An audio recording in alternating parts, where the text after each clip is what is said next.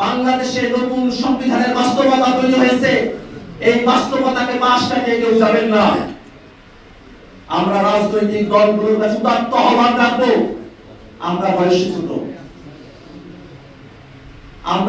ছোট, কিন্তু আমরা যা সেন্স করতে পারছি সেটা আপনারাও নিশ্চয়ই সেন্স করতে পারেন। কিন্তু আপনাদেরকে পুরনো এস্টাবলিশমেন্ট আপনাদেরকে বাধাগ্রস্ত করে, পুরনো এস্টাবলিশমেন্টের শিকড় ভেঙে ফেলে নতুন প্রজন্মের যে দাবি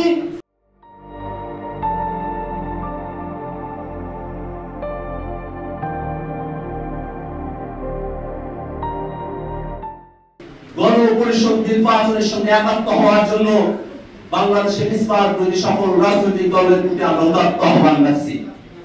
একই সাথে আরেকটা কথা আপনাদেরকে বলতে হয়, মূলত একটা আইডিয়াল সিচুয়েশনে কি হয়, যেখানে মানুষেরা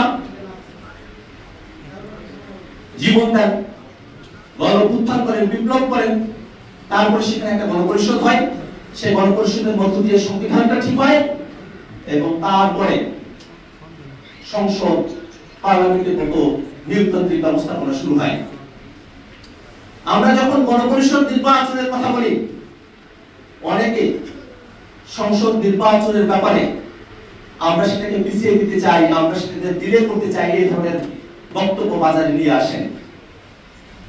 আমরা এই সমাধানের কথাও বলছি, যদি আপনাদের কাছে মনে হয় প্রকৃতার্থে গণপরিষদ নির্বাচন সেটা বাংলাদেশে অনেকের ক্ষমতার জন্য নানা ধরনের বাধাগ্রস্ততা তৈরি করতে পারে, অনেক ধরনের আশঙ্কা তৈরি করতে পারে বলে যারা মনে করেন, আদতে তার কোনো কিছুই হবে না, বাংলাদেশ নতুন দিকে অগ্রসর হবে, তাদের কাছে আপনাদের প্রস্তাবনা এইও থাকবে যে নির্বাচন করে নির্বাচিত প্রতিনিধিরা একই সাথে তারা গণপরিষদের সদস্য এবং সংসদের সদস্য হিসেবে তারা ফাংশন করবে, তারা সংবিধান নতুন করে প্রণয়ন করবে, তারা সরকার পরিচালনা করবে। নির্বাচনের সময়সীমা নিয়ে অন্তর্বর্তীকালীন সময় সরকার ফেব্রুয়ারি মাসের কথা বলেছে, আমাদের তরফে কোনো আপত্তি নেই। নির্বাচন যে কোনো সময় আয়োজিত হতে পারে, কিন্তু এই যে নির্বাচন সামনে অনুষ্ঠিত হচ্ছে সেই নির্বাচন যেন বাংলাদেশের পুরনো ব্যবস্থাকে টিকিয়ে রাখার নির্বাচন না হয়।